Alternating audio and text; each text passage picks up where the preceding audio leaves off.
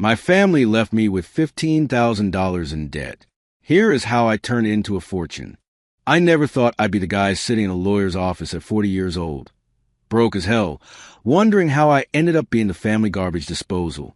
But there I was, Wednesday morning in February, in one of those fancy downtown Columbus offices where everything smells like leather and money. The kind of place where the carpet is so thick you can't hear your own footsteps, where the coffee comes in actual china cups instead of styrofoam, where everyone wears watches that cost more than my truck. My truck.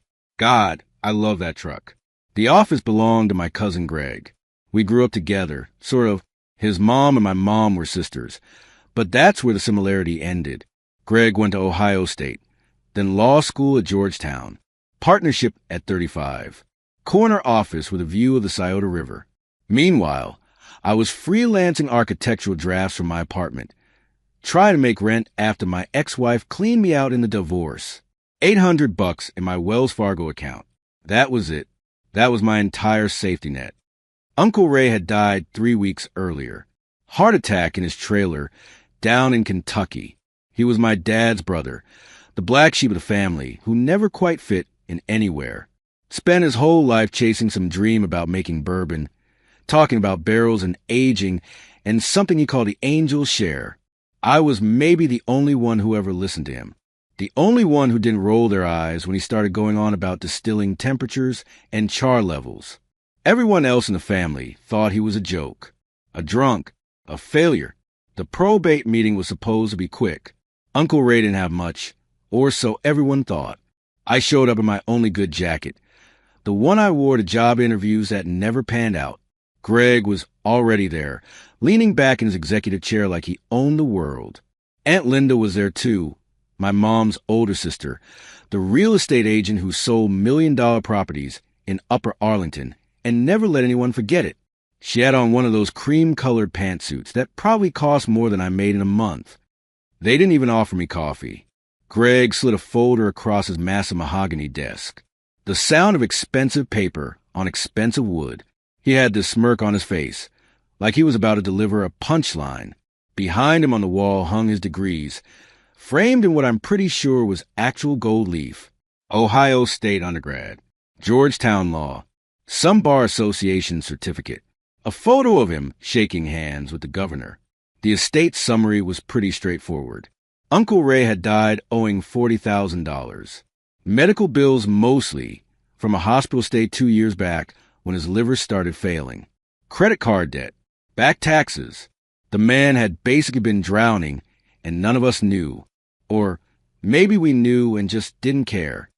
Greg's voice had this oily quality to it, smooth and condescending at the same time. He explained that Uncle Ray's assets consisted of some land down in Kentucky where his trailer had been, and something called warehouse receipts, numbers 402 through 405, for receipts for storage barrels at some facility in Bardstown. Aunt Linda jumped in before I could even process that. Her voice was sharp, impatient, like she had a showing in an hour and couldn't waste time on this nonsense. She said they'd already looked into it.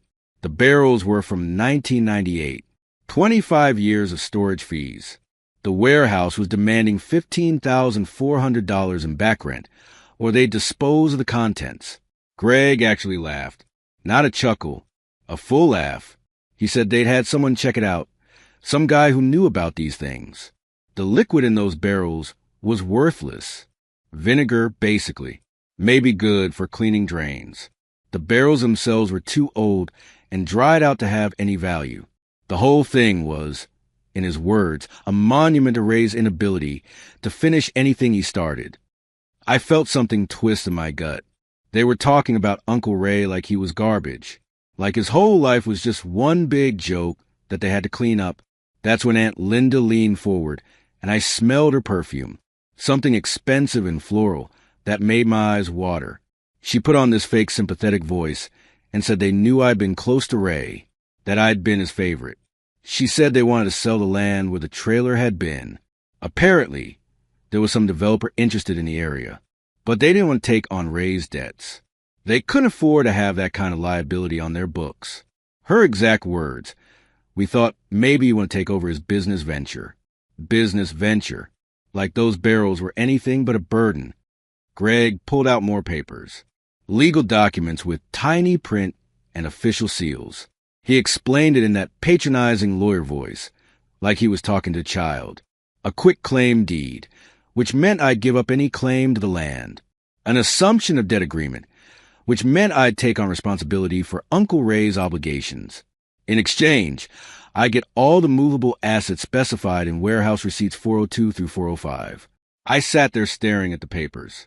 My brain was trying to do math it wasn't equipped for. $15,000 in storage fees, plus probably other debts associated with those barrels. And for what? For vinegar and rotten wood? But they were Uncle Ray's barrels.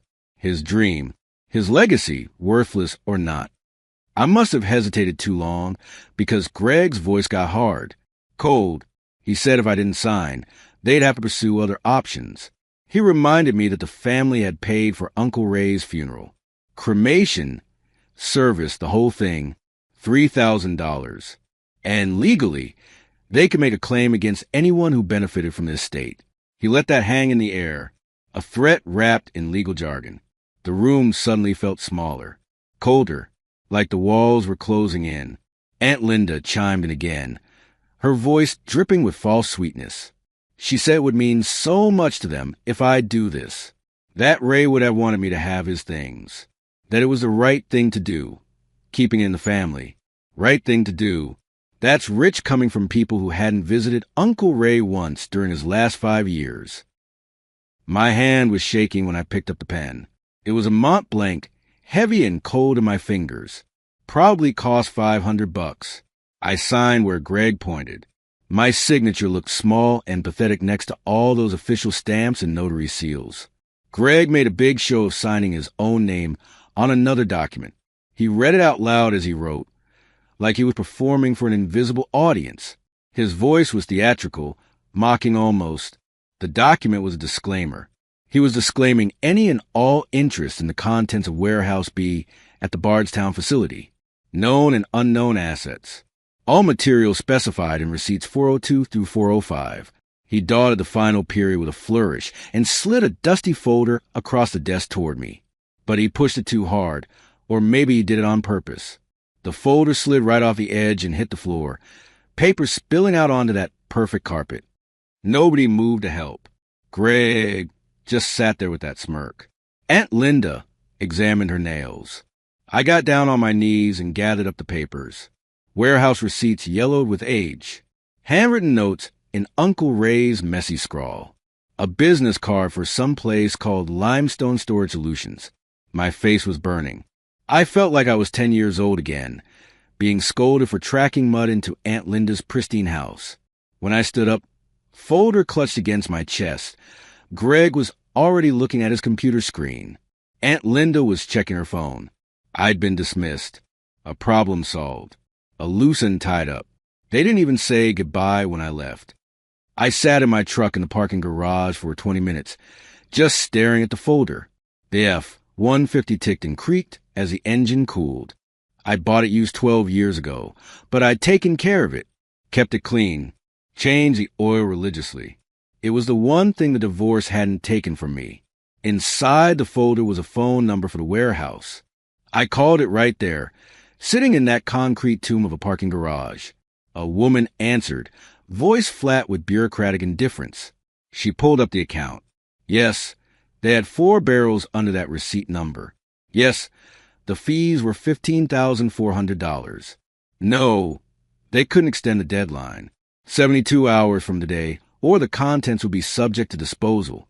Drain poor, she called it, like it was nothing, like Uncle Ray's dream would just get dumped down a drain. I drove home in a daze.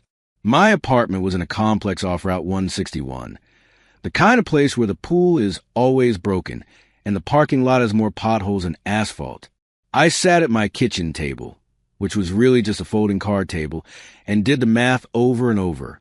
$800 in my account, $15,400 needed, minus $14,600. There was only one thing I owned worth that much money. The CarMax lot was busy for a Thursday afternoon. Families looking at minivans. Young couples shopping for their first car together. The sales guy who looked at my F-150 was maybe 25, with hair gel and a smile that didn't reach his eyes. He walked around it, checked the odometer, looked under the hood, made notes on his tablet. He offered me $18,000. Said it was a fair price considering the mileage and the market. Normally they go higher, he said, but trucks were sitting on lots right now. He could tell I needed to sell quick. People like him can smell desperation. I took it. What choice did I have? They cut me a check right there. I signed over the title, the one with my name that I'd been so proud of when I first bought the truck. Then I walked across the lot to the used section. Older cars. Desperate cars. Cars for desperate people. The Volvo station wagon was parked in the back corner like it was ashamed of itself. 1998 model. Rust along the wheel wells. Odometer showing 240,000 miles. But it ran. The guy said it ran. $2,000 and it was mine. So that's what I did. I bought a car that was the same age as Uncle Ray's barrels. Some kind of cosmic joke. The math worked out to $16,000 in cash. The bank gave it to me in hundreds, bound with those paper straps. The teller looked at me like I was either buying something illegal or about to do something stupid. Maybe both. I sat in the Volvo in the bank parking lot. The seats smelled like old coffee and someone else's life. The heater made a grinding noise. The check engine light was on. Everything I own in the world now fit in one canvas bag in the back seat. Clothes, laptop, the folder with Uncle Ray's warehouse receipts. My phone buzzed. A text from my ex-wife's lawyer about the next payment I owed. I turned the phone off. The Volvo coughed twice before the engine caught. Black smoke puffed from the exhaust. A lady walking by gave me a dirty look, like I was personally responsible for climate change. I put the address into my phone's GPS Bardstown, Kentucky. 7 hours south. The warehouse closed at 5, but I could make it there by tomorrow morning if I drove through the night. The folder sat on the passenger seat next to the stack of cash. $16,000 in hundreds. Uncle Ray's last gamble. My last gamble. As I pulled out of the parking lot, I caught a glimpse of my F-150 through the CarMax window. Someone was already looking at it. Some guy in a polo shirt with his wife, probably planning to use it for Home Depot runs and family camping trips. The Volvo shuddered as I merged onto I-71 South. The steering wheel vibrated. The radio only picked up static, but it was moving, and so was I. I didn't look back. The highway had turned into something else entirely around the Kentucky border. The flat monotony of Ohio gave way to rolling hills that looked black against the pre-dawn sky. The Volvo's headlights, one brighter than the other, carved a weak tunnel through the darkness. Every few miles another sign appeared. Buffalo Trace Distillery, Maker's Mark, Heaven Hill. This whole region was built on bourbon, and I was driving straight into its heart. The welcome sign for Bardstown came up, so suddenly I almost missed it. Population 12,000. Bourbon capital of the world. Someone had spray painted over the population number. The correction read 12,000 and counting. Even the vandals here had a sense of humor about their town. I pulled into a gas station as the sun started to break. The sky went from black to deep purple to that particular shade of winter gray that makes everything look washed out. My back hurt from 7 hours in a car with seats that had given up on lumbar support sometime during the Clinton administration. My eyes felt like someone had rubbed sand in them. The gas station sold something called bourbon balls. Chocolate candies with actual bourbon inside. I bought a coffee that tasted like it had been sitting in the pot since yesterday and a pack of those candies. Breakfast of champions. The woman behind the counter looked at my Ohio plates through the window and asked if I was here for the bourbon trail. That's apparently what tourists did around here. Drove from distillery to distillery, tasting and buying. I told her I was here on business. She looked at my rust bucket Volvo and my rumpled clothes and didn't ask any follow-up questions. The bank opened at 8. I was there at 7:50, sitting in the parking lot, watching employees arrive for work. Small town bank. The kind where everyone knows everyone. I needed a banker's draft for $15,400, and I needed it to clear immediately. The teller was a woman in her 50s with reading glasses on a chain. She looked at my stacks of $100 bills like I just robbed an armored car, asked for 2 forms of ID, asked where the money came from. I explained about selling my truck. She counted every single bill twice. Her fingers moved with the efficiency of someone who'd been doing this for 30 years. The manager had to come over and approve it. He was younger, wore a tie with little bourbon barrels on it. He asked if I was sure I wanted to do this. Said $15,000 was a lot of money. I told him I was sure. He printed out the banker's draft on special paper with watermarks, made me sign 3 different forms. I walked out of that bank with $1,400 in my pocket and a piece of paper worth everything I had left in the world. Limestone Storage Solutions sat on the edge of town, down a road that turned from asphalt to gravel to mud. The building was old red brick, 3 stories tall, with small windows like gun slits. A sign out front advertised climate-controlled storage and Kentucky bourbon warehousing since 1952. The parking lot had maybe 6 cars in it. The office was in a separate building, barely bigger than a shed. Inside smelled like old paper and would polish. A woman sat behind a desk that looked like it had survived 2 world wars. She had white hair pulled back in a bun and glasses that magnified her eyes to twice their normal size. I handed her the warehouse receipts and the banker's draft. She looked at the receipt numbers and something changed in her face. Recognition, maybe. Or pity. She picked up a phone with an actual rotary dial and made a call. Her voice was muffled, but I caught words like finally and poor Ray and that nephew. 5 minutes later, a man came in from the warehouse. He was maybe 65, 70, wearing coveralls stained with God knows what. His hands were huge and scarred, the hands of someone who'd spent a lifetime moving barrels that weighed 500 pounds each. His face had the weathered look of a man who worked in buildings where the temperature swung 40 degrees between summer and winter. He introduced himself as Dale, warehouse manager. He'd been here 42 years, he said. Knew every barrel in the place. He looked at my receipts and shook his head. His voice had that Kentucky accent, the one that turns words into something almost musical. He said I was wasting my money. Said he'd tried to tell Uncle Ray that 20 years ago. Those barrels were empty. Well, not empty, but might as well be. He could hear them ringing when he walked past. That hollow sound that meant the angel's share had taken everything worth taking. I asked what the angel's share was. Dale looked at me like I just asked what water was. Said it was what evaporates through the barrel.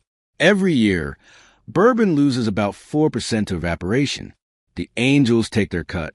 After 25 years, a barrel that started at 53 gallons might have 15 left, sometimes less, especially in Kentucky, where the summers got hot and the winters got cold and the wood expanded and contracted like the building was breathing. He said Uncle Ray's barrels had been sitting in the hottest part of the warehouse, top floor, south side, the worst possible spot. He estimated maybe 3 gallons left in each one. Maybe, could be less. I told him I wanted to see them anyway. Dale sighed like I was asking him to dig my own grave. Said it was my funeral. Led me out of the office toward the main warehouse. The building was bigger inside than it looked from outside. The ceiling disappeared into darkness 3 stories up. Barrels stacked 6 high on massive wooden racks that had probably been here since the building was built. The smell hit me immediately, sweet and sharp and alcoholic, like someone had concentrated every bottle of bourbon ever made and turned it into breathable air. Dale said that smell was the angel's share, the evaporation, the alcohol soaking into the walls and the floor and everything else. There was a fungus that grew on the outside of bourbon warehouses, Baudonia compneocensis. It fed on alcohol vapors, turned everything black. The locals called it whiskey fungus or warehouse spider. Sure enough, the wooden beams above us were covered in black growth. It looked like someone had draped the entire ceiling in dark cobwebs. In the dim light filtering through the high windows, it was almost beautiful. Almost. We climbed metal stairs that rang under our feet. 2nd floor, 3rd floor. The temperature rose with each level. Heat rises, Dale explained. In summer, the top floor hit 120 degrees. The barrels up here age faster, cooked faster, evaporated faster. He led me to a corner section, pulled out a clipboard, and checked numbers against the barrels. For barrels stacked too high, each one marked with chalk numbers that had faded over the years. Receipt 402, receipt 403, receipt 404, receipt 405. The barrels looked ancient. The wood was dark, almost black. The metal hoops that held them together were rusted. Dale walked up to the first one and rapped it with his knuckles. It rang like a bell, a hollow, empty sound. He looked at me with something like sadness. Said that sound right, there was $15,000 down the drain. I asked if we could open one. Dale looked surprised. Said most people just took his word for it. But he shrugged and pulled out a rubber mallet and a tool that looked like a heavy metal corkscrew. He positioned himself in front of the first barrel and started working on the bung. That's what they called the wooden plug that sealed the barrel. After 25 years, it was stuck in there like it had been welded. It took him 10 minutes of grunting and swearing before the bung popped out with a sound like a champagne cork. The smell that came out was overwhelming. Concentrated alcohol and caramel and something else. Something woody and complex that I couldn't name. Dale pulled out another tool from his coveralls. He called it a copper thief, a long tube with a valve on one end. He slid it down into the barrel opening. I could hear it scraping against wood. Down, down, down. The barrel sounded empty, hollow. Then the sound changed.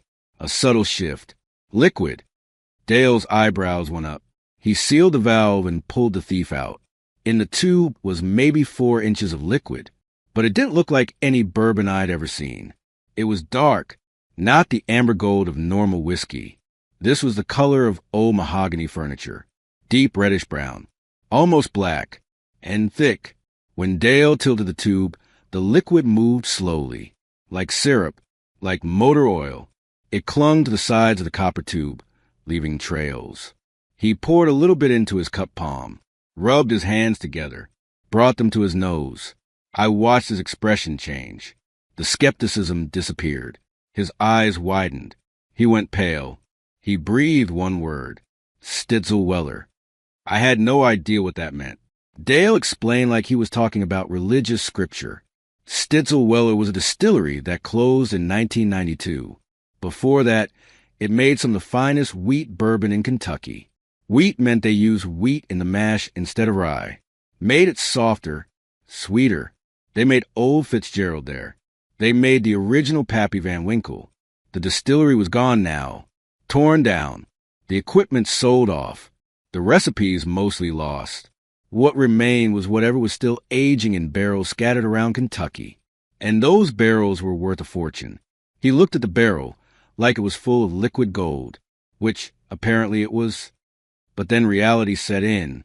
His expression changed from wonder to something more complicated. He said even if this was legitimate Stitzel-Weller from 1998, even if it was the real thing, there was no market for it. Not like this. Distilleries bought barrels in bulk. 50 minimum. 100 usually. They had contracts with bottlers, distribution networks, for barrels with maybe 3 gallons each, 12 gallons total. That was nothing. That was a rounding error. No major company would touch it. Too much paperwork for too little product. I asked what people did with small batches like this. Dale said usually they poured it down the drain. Literally. Couldn't sell it legally without a distiller's license. Couldn't bottle it without jumping through regulatory hoops. Most people just cut their losses and walked away. I spent the rest of that day in Bardstown asking questions. Hit every bar, every liquor store, every place that looked like it might know about bourbon. Showed people a sample Dale had given me in a small glass vial. Watched their reactions. Everyone said the same thing. It was incredible. It was rare. It was worthless in quantities this small. One bartender at a place called the Rick House Bar told me to find a master distiller, someone with their own operation, someone who could legally bottle small batches. He said there were a few around, craft distillers who'd gone independent, but they were hard to find and harder to convince. He gave me a name, Eli Patterson. Said Eli used to work for one of the big companies. got fired or quit, depending on who you asked. Ran a tiny operation out near Loretto. Made maybe 300 bottles a year. Sold them to collectors who knew what they were tasting. The bartender said Eli was particular. Wouldn't work with just anyone. But if anyone could appreciate what I had, it would be him. I found Eli's place just before sunset. It wasn't much. A gravel driveway leading to what looked like a large shed with a copper still visible through an open door. Next to it sat a trailer that had seen better days. Better decades, actually. A pickup truck from the 80s sat in the yard, one tire flat. I knocked on the trailer door. No answer. Knocked again. Nothing. The door to the distillery shed was open, so I walked over. Inside was surprisingly clean and organized. Stainless steel tanks. Copper piping. Barrels stacked along one wall. Equipment that looked both antique and meticulously maintained. A workbench covered in chemistry equipment. Beakers and burners, and what looked like a small gas chromatograph. A voice behind me asked what the hell I was doing on his property. Eli Patterson was maybe 70, thin as a rail, long gray hair pulled back in a ponytail, wearing jeans and a flannel shirt with chemical stains. His eyes were sharp and suspicious. He had a way of standing that suggested he'd throw me out if I gave him half a reason. I explained quickly. Uncle Ray, the barrels, the Stitzel Weller, the impossible situation. Eli's expression didn't change. He said a lot of people claimed to have old Stitzel Weller. Usually it was garbage, fakes, or real bourbon that had gone bad. Did I have proof? I handed him the vial. He held it up to the fading light, studied the color, the viscosity, opened it and waved his hand over the top, pulling the vapors toward his nose. Professional tasting technique. Then he took a tiny sip, rolled it around his mouth, spit it into a bucket near the workbench. He stood there silent for what felt like 5 minutes. I couldn't read his face. Then he asked me where I got this. I told him the whole story. The probate meeting. The warehouse. Dale's reaction. Everything. Eli walked over to his workbench and pulled out a clean beaker. Told me to give him the rest of the vial. He ran it through the gas chromatograph. Said he needed to verify it wasn't contaminated. That the chemical signature matched known Stitzel Weller profiles. That I wasn't trying to poison people. The machine hummed and beeped. Printed out a long strip of paper covered in peaks and valleys. Eli studied it like he was reading a language only he understood. When he finally looked up, his eyes were wet.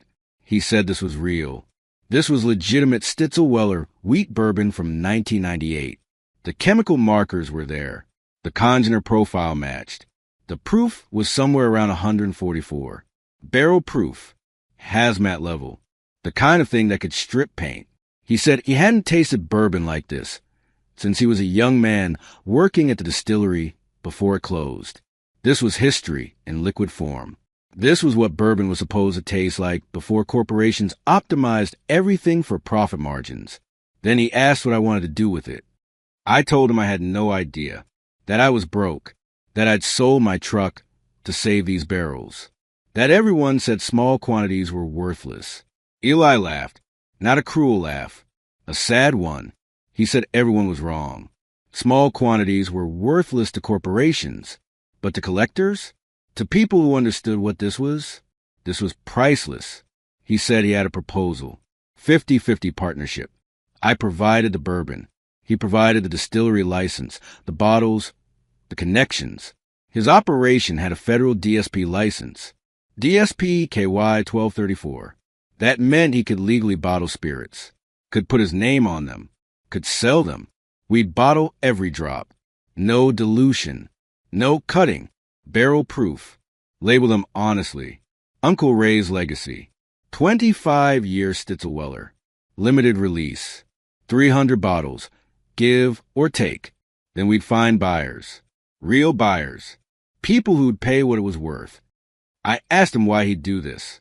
Why split it 50-50 when he could just buy the bourbon outright? Eli looked at me with those sharp eyes. Said he couldn't afford to buy it. Said he'd been blackballed by the big companies for refusing to compromise his standards. Said he lived in a trailer and made 300 bottles a year, because that's all he could manage alone. But more than that, he said this bourbon deserved respect. Deserved someone who'd treat it right. Your uncle knew what he was doing, Eli said. He knew these barrels would be extraordinary if they survived. He bet on time and patience. That deserves to be honored. He held out his hand, calloused and stained with years of working with copper and oak and fire. I shook it. We spent the next week transferring the barrels to Eli's operation. Dale helped. Seemed almost relieved that the bourbon was going somewhere that would appreciate it. Each barrel got loaded carefully onto Eli's ancient pickup. 12 gallons of liquid history, making the trip from the massive commercial warehouse to a shed in the middle of nowhere. Eli set up the bottling operation like a surgical theater. Everything sterile, everything measured. He showed me how to fill bottles by hand, using a small pump and careful measurement. Each bottle got exactly 750 milliliters. Each one got a handwritten label with the barrel number and bottling date. The bourbon was so thick, almost didn't pour. It clung to the glass like honey. The color in the bottles looked almost unreal. Too dark, too rich, like someone had captured sunset and put it in glass. Eli ran more tests, verified the proof, checked for contamination, ran the full chemical analysis 3 times to be absolutely certain. Every test came back the same. 144 proof. Pure. Clean. Perfect. He sat at his workbench one evening, staring at the chromatograph results. I was exhausted from bottling all day. My hands smelled like alcohol and would probably smell that way for a week. But there was something satisfying about it. Something real. Eli turned to me, and his voice was barely a whisper. We're not going to dilute this. We're going to bottle it exactly as it is. 144 proof. This is liquid fire. This is what the angels left behind. His hands were shaking slightly as he held the paper. Not from age, from emotion, from holding something he thought he'd never experience again. And I realized that maybe Uncle Ray's legacy wasn't just bourbon. It was this moment, this partnership between 2 broke men in a shed in Kentucky. Try to honor something beautiful that the world had forgotten about. The bottling took 2 weeks. My hands developed calluses in places I didn't know hands could get calluses. Every night I'd collapse in Eli's spare room, which was really just a corner of the trailer with a mattress on the floor, and I'd smell bourbon in my dreams. The scent had soaked into my skin, my clothes, my hair. I was becoming part of the process. We worked in silence mostly. Eli wasn't much for conversation, and I'd learned that bourbon demanded respect. You didn't rush it. You didn't cut corners. Every bottle got filled to exactly 750 milliliters. Every label got applied perfectly straight. Every cap got torqued to the exact same tightness. 300 bottles, each one a small work of art. Black labels with gold embossing that Eli had done on an ancient letterpress he kept in the corner of his workshop. The text was simple. Uncle Ray's legacy. 25-year Stitzel-Weller. Barrel proof. 144 proof. Bottled by E. Patterson, DSP KY 1234. At the bottom of each label, in smaller text, the angel's share left us behind. The day we finished bottling, Eli pulled out a bottle of cheap ramen, and we ate it cold because we were too tired to boil water. My bank account had $200 in it. Eli had maybe the same. We were sitting on what might be a fortune or might be nothing, depending on whether anyone actually wanted to buy bourbon that could legally be classified as a fire hazard. Eli said we needed to register the label with the TTB, the Alcohol and Tobacco Tax and Trade Bureau. Federal requirement. Every alcohol label had to be approved and registered in their COLA database. Certificate of label approval. Without it, we couldn't legally sell a single bottle.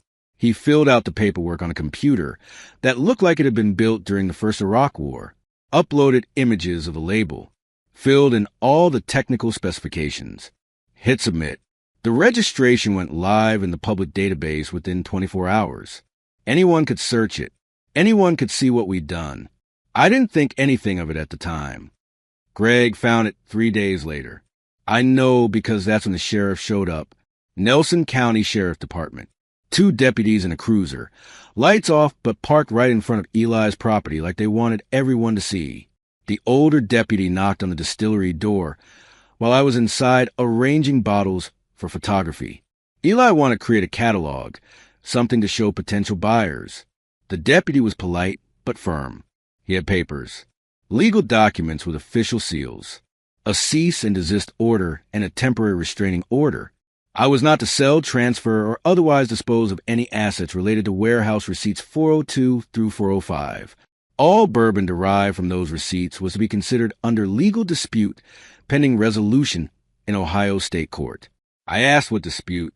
The deputy handed me more papers. A lawsuit filed in Franklin County, Ohio.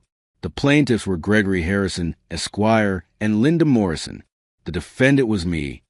The complaint was 23 pages of legal language that I could barely understand, but certain phrases jumped out. Mentally incompetent, fraud by omission, undue influence, unjust enrichment.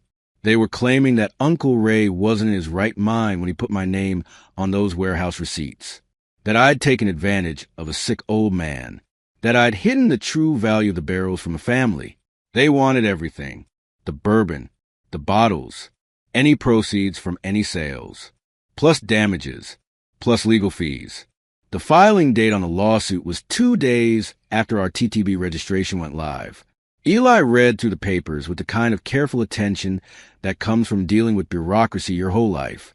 When he finished, he looked at me and said one word: greed.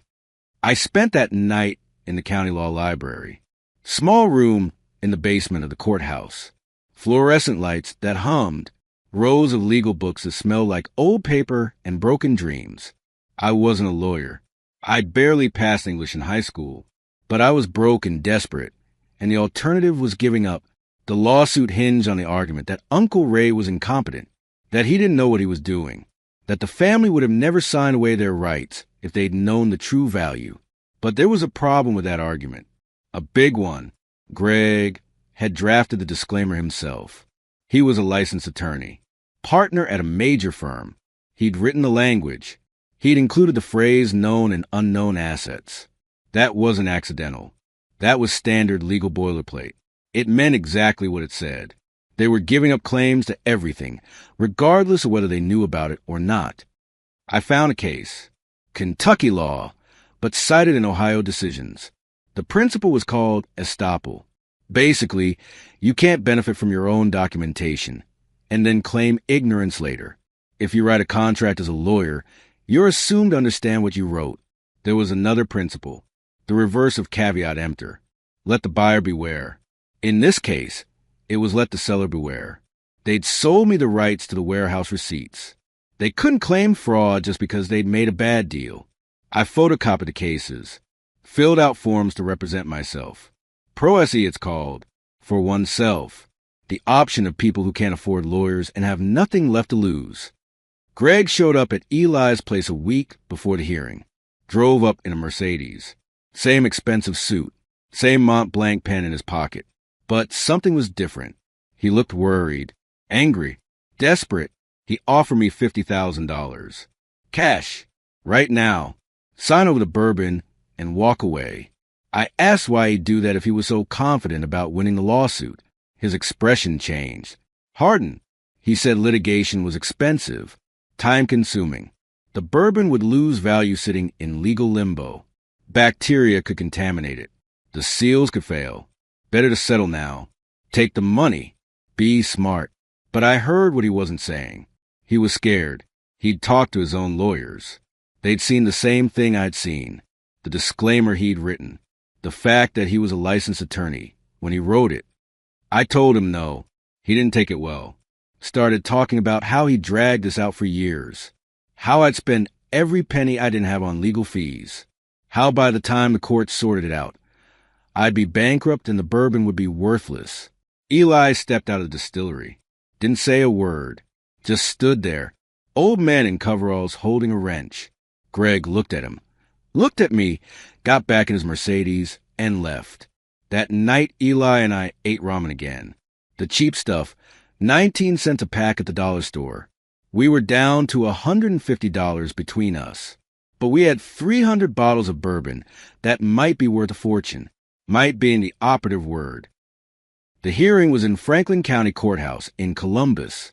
I drove up in the Volvo, which had developed a new problem where it stalled at red lights, had to put it in neutral, and rev the engine to keep it running.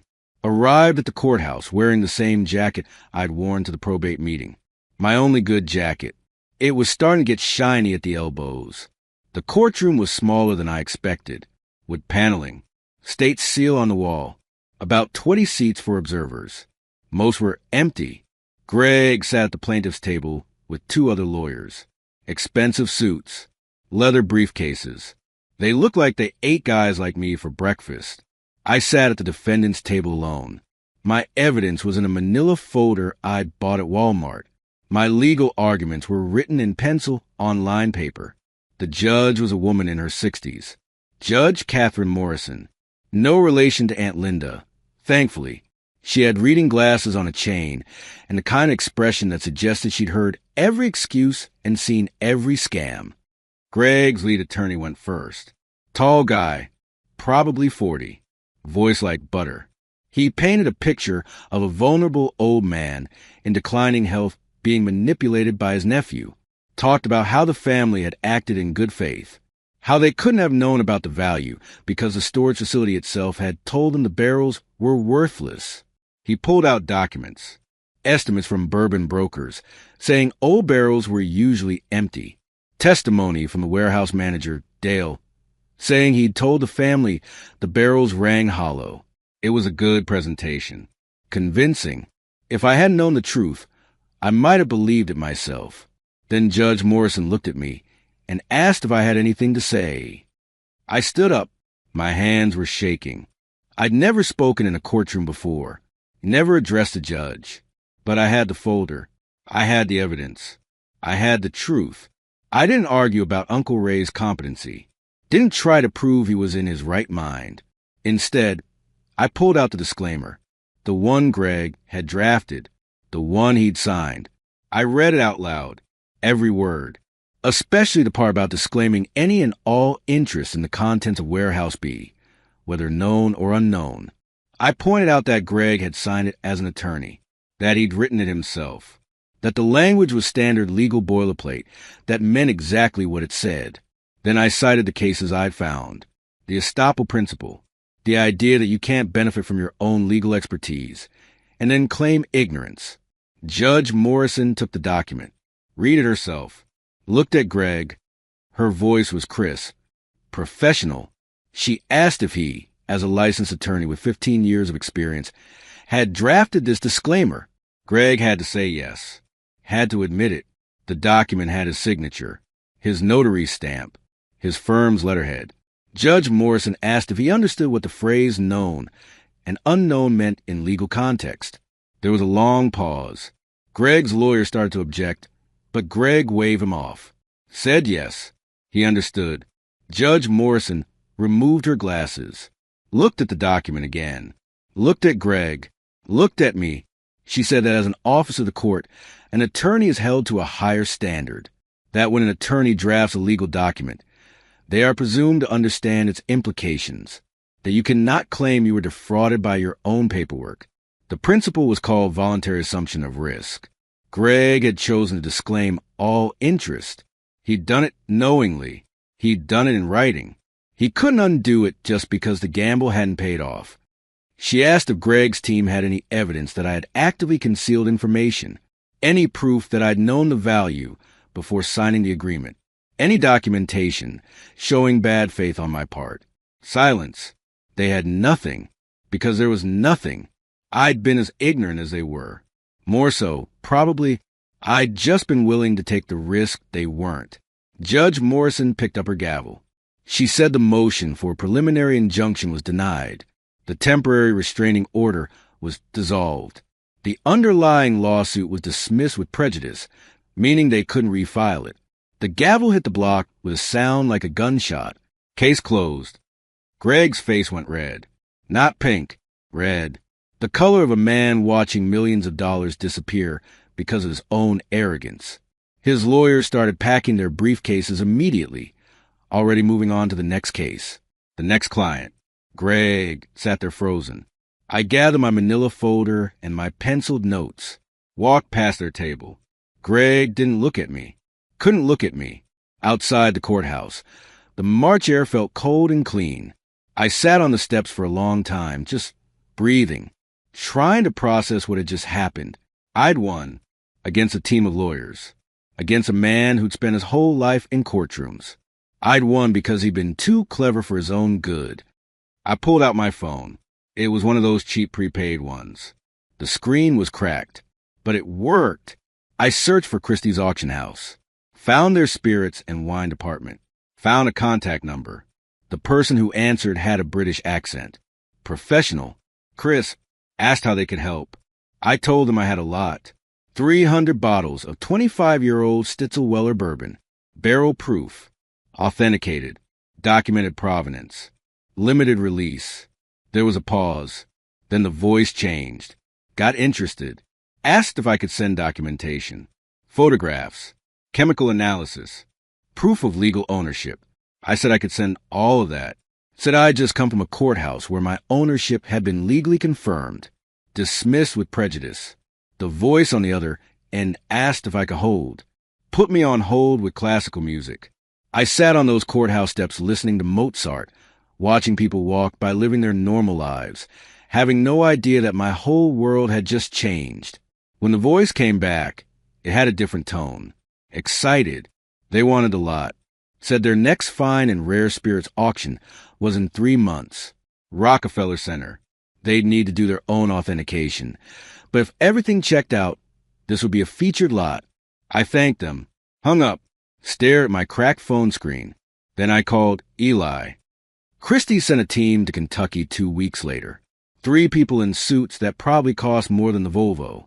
They brought equipment, spectrometers, authentication devices, legal documentation. Spent 6 hours at Eli's distillery running tests on random bottles. The lead authenticator was a woman from London who specialized in rare spirits. She'd authenticated bottles for museums, for private collections worth tens of millions. She handled our bourbon like it was liquid gold, which, in a way, it was. She confirmed everything. The chemical signature matched known Stitzel-Weller profiles. The age was consistent with 1998 distillation. The proof was exactly what we claimed. The bottles were legitimate. The story was legitimate. She asked about the labels, the black and gold, the design. Eli explained about the letterpress, about doing each one by hand. She smiled and said that would actually increase the value. Collectors loved authenticity. They loved knowing that real human hands had touched every part of the process.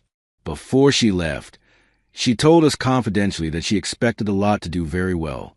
Better than well. This was the kind of bourbon people had been searching for. The kind that didn't exist anymore. The kind that sparked bidding wars. The 3 months between authentication and auction were the longest of my life. Eli and I lived on ramen and hope. I picked up some freelance drafting work, small jobs, residential additions, garage conversions, enough to keep gas in the Volvo and food in our stomachs. We didn't touch the bourbon. It sat in Eli's climate-controlled storage room like a dragon's hoard. 300 bottles. Our entire future in glass containers. Christie's handled everything. Photography, marketing, catalog placement. They created a whole story around it. The bourbon that survived abandonment. The nephew who honored his uncle's legacy. The partnership between 2 men who refused to compromise. They sent us the catalog entry. Lot number 101. 2 full pages. Professional photos showing the bottles, the labels, the deep mahogany color of the liquid. The estimated price range was listed as $15,000 to $25,000 per bottle. Eli and I looked at those numbers and couldn't quite process them. Even at the low end, we were looking at $4.5 million. At the high end, $7.5 million. Before taxes, before commissions, but still, life-changing money. Christie's flew us to New York in June. First class. I'd never flown first class before. Never been to New York before. Actually, the flight attendant brought me orange juice in a real glass. The seat was wider than my bed back in Ohio. I felt like an imposter. Eli had been to New York once, back in the 70s. Said it had changed. Everything was cleaner now, more expensive, less dangerous, but somehow less interesting. They put us up in a hotel near Rockefeller Center. The kind of hotel where the lobby has marble floors and the bathroom has a phone. I was afraid to touch anything. Eli walked around like he owned the place, which I guess made sense. He'd spent his life making something precious. He belonged here more than half the people in the lobby. The auction was scheduled for 8 p.m. Black tie optional. We didn't own tuxedos. I bought a suit at Men's Warehouse. $200. It was the most I'd ever spent on clothes. Eli wore a Western-style suit jacket and a BOLO tie. He looked like a bourbon distiller, which was exactly what he was. The auction room was smaller than I expected, but more intimidating. Maybe 100 seats. Most were filled. People I didn't recognize but who looked important. Collectors from Hong Kong. Investors from London. A guy from Texas who apparently owned 3,000 bottles of rare whiskey. Christie's had assigned us seats in the second row. Close enough to see everything. Close enough to feel every bid. The auctioneer was a British man in his 50s. He had that rapid-fire delivery that auctioneers have. Clear but fast. He could make numbers sound like poetry. Lot 101 came up around 9 p.m. The auctioneer started with the story. Read from the catalog entry. Talked about Uncle Ray. About the 25 years in the barrel. About the angel share taking everything except the essence. Then he brought Eli and me up on stage. I'd never been on a stage before. The lights were bright. I couldn't see most of the audience. Eli spoke first. Talked about the bourbon itself. The Stitzel Weller distillery. The wheat mash bill. The proof. He spoke like he was discussing scripture. Reverent. Passionate. Real. Then he talked about Uncle Ray. About a man who bet on patience. Who believed that time in Oak in Kentucky weather could create something extraordinary. Who was right. The audience was silent. Listening. You could hear the ventilation system. Someone's phone buzzing on silent. The auctioneer thanked us. Sent us back to our seats. Then he started the bidding. Opening bid was set at $5,000 per bottle. $1.5 million for the lot. 3 paddles went up immediately. The auctioneer called them out by number. Bidder 23. Bidder 47. Bidder 61. 6,000. 7,000. 8,000. The price climbed fast. Mechanical. The auctioneer's voice was steady.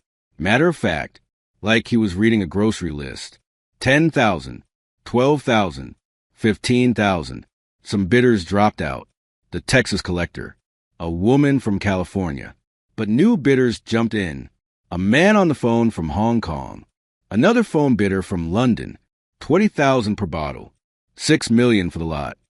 Eli grabbed my arm. Not hard. Just enough to ground me. To remind me this was real. This was happening. The bidding slowed. 2 bidders left. Bidder 47, who was in the room. Asian gentleman. Probably mid-60s. Calm expression. He raised his paddle like he was ordering coffee. And a phone bidder. Someone Christie's was representing remotely. We couldn't see them. Couldn't know who they were. 22,000. 24,000. 26,000. The room was silent, except for the auctioneer's voice. Everyone watching. Everyone waiting to see how high it would go. $28,000 per bottle. The phone bidder dropped out. The auctioneer gave them 3 chances. Going once. Going twice. Nothing. The gavel came down with a crack that seemed louder than physics should allow. Sold. Lot 101. 300 bottles of Uncle Ray's legacy. $28,000 per bottle. $8.4 million total. The room applauded. Actual applause. For bourbon. For our bourbon. I sat there stunned. Eli had tears running down his face. He wasn't sobbing. Wasn't making noise. Just quiet tears. The kind that come when you spent 50 years doing something you believed in, and finally someone else sees a value. The Asian gentleman who'd won came over after.